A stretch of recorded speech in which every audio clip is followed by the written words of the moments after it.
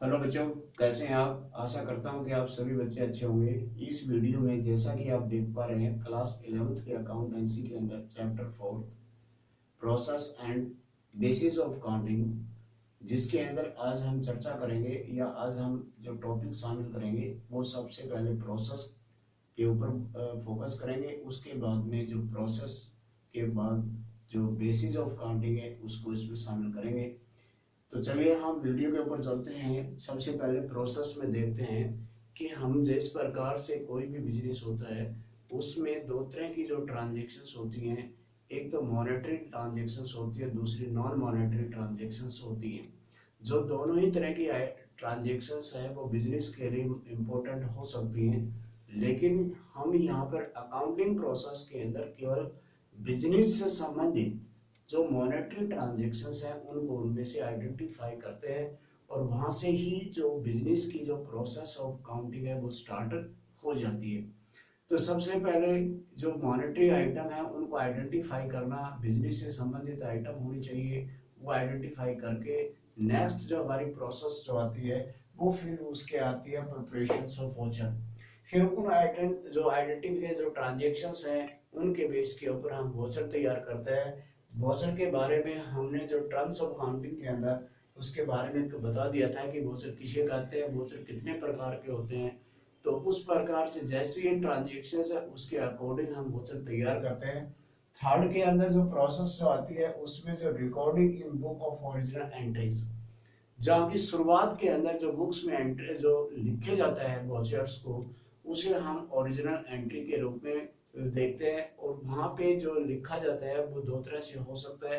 अगर बिजनेस की small volume है तो सारी की सारी जो वॉचर्स जो होते हैं, जो डे बाय डे जो तैयार होते हैं, उनको एक ही जगह लिखा जाता है, जिसे हम जर्नल के कहते हैं या डे बुक के रूप में भी जानते हैं वहाँ। लेकिन अगर बिजनेस का वॉल्यूम बड़ा है तो ज़्यादा उसमें ट्रांजेक्शन, सिमिलर ट्रांजेक्शन ज़्यादा होती है, तो उसके लिए हम सब्सिडरी बुक से उसका सहारा ले सकते हैं।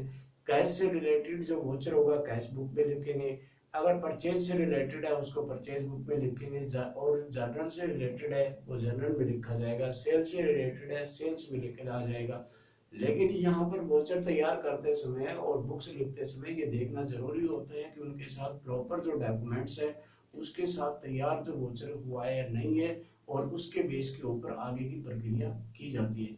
जब बुक्स ऑफ ओरिजिनल एंट्रीज के अंदर अगर रिकॉर्ड कर दिया जाता है तो उसके बावजूद जो नेक्स्ट प्रोसेस आती है, क्योंकि हमें मालूम है कि जो हमारे पास जो मेन जो बुक होती है वो अकाउंटिंग की वो लेजर होती है।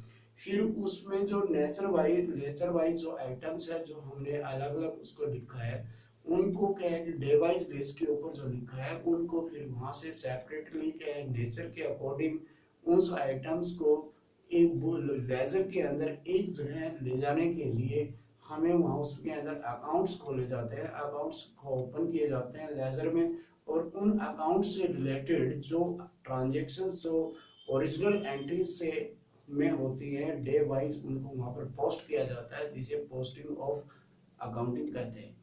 जब वहां पे पोस्ट कर दिया जाता है ट्रांजेक्शन्स को तो एक पर्टिकुलर डेट के बाद हमें यहाँ उनका टोटल करना है। तो टोटल चाहे मंथ वाइज भी कर सकते हैं, और उसके अंदर जब क्लोजिंग ऑफ बुक्स होती है उस टाइम तो उसका किया ही जाता है। जब बैलेंसेस वहां पर दो साइड होती है अकाउंट्स के अंदर, जो अकाउंट बनाते हैं उनके दो, एक तो डेबिट साइड होती है और क्रेडिट साइड होती है। डेबिट किस तरफ टोटल किया जाता है, क्रेडिट का टोटल कर दिया जाता है, और फिर दोनों टोटल को करने के बावजूद उनका डिफरेंस फाइंड आउट कर लिया जाता है। जब कि जो जो साइड ज्यादा होती है वही उसी का उसका बैलेंस माना जाता है, उस डिफरेंस को बैलेंस माना जाता है। और इसके बावजूद जब बैलेंसेस निकल जाते हैं तो फिर हमारी जो प्रक्रिया होती है रिपोर्ट बनाने की, तो उससे पहले हमें ये देखना होता है कि जो अब तक की जो हमने पोस्टिंग की है, जो रिपोर्ट मेंटेन किया गया है वो सही है या नहीं है। उसकी एक्यूरेसी जानने के लिए अर्थमेटिकली फिर वहां पर जो स्टेटमेंट तैयार की जाती है, या जो हमें जो जरूर सहारा पड़ता है वो पड़ता है, रिक्वायरमेंट होती है हमें ट्रायल बैलेंस की। ट्रायल बैलेंस के बेस के ऊपर उसमें दो साइड होती है, एक तो डेबिट साइड होती है, दूसरी क्रेडिट। जो बैलेंस है हमने लेजर से में निकाले हैं, डेबिट का है तो उसको डेबिट साइड में ट्रायल बैलेंस के लिखेंगे, क्रेडिट का है तो क्रेडिट में लिखेंगे। अब डेबिट और क्रेडिट का दोनों का हम अगर टोटल करके देखते हैं तो ट्रायल बैलेंस का मतलब है कि दोनों साइड के दोनों डेबिट और क्रेडिट दोनों बराबर होने चाहिए। यदि वो बराबर है तो इट मीन्स हम आगे की रिपोर्ट बनाने के लिए हम प्रक्रिया आगे से स्टार्ट कर सकते हैं। लेकिन यदि डेबिट और क्रेडिट की दोनों की ट्रायल बैलेंस की साइड बराबर नहीं है तो इट मीन्स न्यूमेरिकल कुछ मिस्टेक है, जिनको कि हमें लुक आउट उनको ढूंढने की कोशिश करेंगे, उन्हें ठीक करने की कोशिश करेंगे। और जब डेबिट और क्रेडिट ट्रायल बैलेंस मिल जाता है तभी आगे की जो फाइनेंशियल रिपोर्ट बनाने की जो प्रक्रिया वो चालू होती है। अब फाइनेंशियल रिपोर्ट बनाने में हमें क्या क्या रिपोर्ट बनानी पड़ती है, तो नॉर्मली एक तो trading profit and loss count बनाना पड़ता है और दूसरा बैलेंस शीट बनानी पड़ती है। और अगर दूसरी जो रिक्वायरमेंट हो तो उस तरह से जैसे कैश फ्लो स्टेटमेंट आदि की अगर रिक्वायरमेंट है तो उस बेस के ऊपर वो भी रिपोर्ट्स हैं वो फाइनेंशियल रिपोर्ट में शामिल की जाती है, वो वहाँ पर बनाई जाती है। तो इस प्रकार जब फाइनेंशियल रिपोर्ट हमारी बन जाती है, तैयार हो जाती है, तो उस बेस के ऊपर हम कह सकते हैं कि एंड ऑफ अकाउंटिंग जो प्रोसेस है वो खत्म हो जाता है। और जो रिपोर्ट्स के बेस पे जो इंफॉर्मेशन निकल के आती हैं उन इंफॉर्मेशन को जो यूजर्स हैं जैसे प्रोप्राइटर है या इसके अंदर क्रेडिटर्स है, आउटसाइडर यूजर या मैनेजमेंट है, इंटरनल यूजर्स जो है वो उनका सारा लेके बिजनेस से रिलेटेड है वो डिसीजंस लेने में सक्षम हो जाती है। आगे बच्चों हम चलते हैं कि जो बेसिस ऑफ काउंटिंग है वो कितनी होती है। तो इसमें दो तरह के बेस लिया जाता है, एक तो कैश बेसिस अकाउंटिंग और दूसरा एक्रूअल बेसिस अकाउंटिंग का। अब ये कैश बेसिस इसके नाम से ही है, केवल इसमें कैश से रिलेटेड जो ट्रांजेक्शन हो, चाहे वो इनकम से रिलेटेड हो चाहे एक्सपेंडिचर से एक्सपेंसेस से रिलेटेड, यानी कि जो एक्चुअल में इनकम रिसीव्ड होगी तभी उसको इसके अंदर रिकॉर्ड किया जाएगा, और जो एक्चुअल में जो हमने भुगतान किया है तो उसको तो उसी टाइम इसको रिकॉर्ड किया जाएगा। इसका मतलब ये हुआ कि जो क्रेडिट जो उधार की जो ट्रांजेक्शन लेन देन जो बिजनेस में होते हैं उनको इस बेस के ऊपर कोई जगह नहीं दी जाती। इसके साथ साथ अगर हम देखते हैं तो यहाँ पे जो है इसकी जो कैलकुलेशंस करने के लिए प्रॉफिट है या इनकम है रिसीव क्या है सिचुएशंस जानने के लिए हमें यहाँ पर जो रिसीप्ट एंड पेमेंट का सहारा लिया जाता है। और इसके बेस के ऊपर जो हमारी ये किस के लिए उपयोगी है अगर ये देखना है तो जो स्मॉल यूजर्स होते हैं यानी कि जो प्रोफेशनल जो व्यक्ति होते हैं जिनकी अगर कैश का ही काम होता है, नॉन कैश का कोई काम नहीं होता, उनके लिए जैसे कि लॉयर्स हुआ, डॉक्टर हुआ, चार्टर्ड अकाउंटेंट है, उनके लिए ये सिस्टम है ये उपयोगी माना जाता है। इसके बेस पे नेक्स्ट अगर इसके एडवांटेज की बात करें तो ये बहुत ही सिंपल है, रियलिस्टिक है। इसको यह पर्सनल जजमेंट आदि की इसके अंदर कोई रिक्वायरमेंट नहीं होती है। ये स्टेबल उन कहे व्यक्तियों के लिए है जो कि यहाँ पर कैश की ट्रांजेक्शन होती है।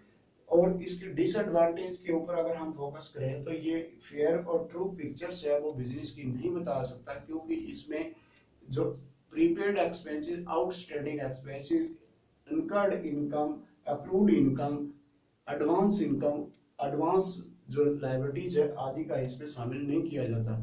दूसरा इसके अंदर ये देखते हैं कि यहाँ पे जो प्रिंसिपल्स ऑफ अकाउंटिंग है वो यहाँ पर फॉलो नहीं होते और ये यहाँ पर मैनिपुलेशंस और बिजनेस की संभावना बढ़ जाती है। और तो इसके एंड में हम ये कह सकते हैं कि ये जो कैपिटल जो आइटम्स है और जो रिवेन्यू आइटम्स जो होती है हमने आइटम्स को जो होती है उनको जो बिजनेस में घटित होती है उनको दो भागों में, एक तो रिवेन्यू नेचर्स आइटम दूसरा कैपिटल नेचर्स आइटम, उसके अंदर ये डिफरेंशिएशंस नहीं करता। तो इस प्रकार से आज आपने ये देखा कि इस वीडियो के माध्यम से कि प्रोसेस ऑफ अकाउंटिंग और बेसिस ऑफ अकाउंटिंग है वो क्या है। और यदि वीडियो आपको पसंद आती है तो इसे लाइक और सब्सक्राइब करें ताकि न्यू नोटिफिकेशंस आपको सबसे पहले मिले। Thanks, have a nice day.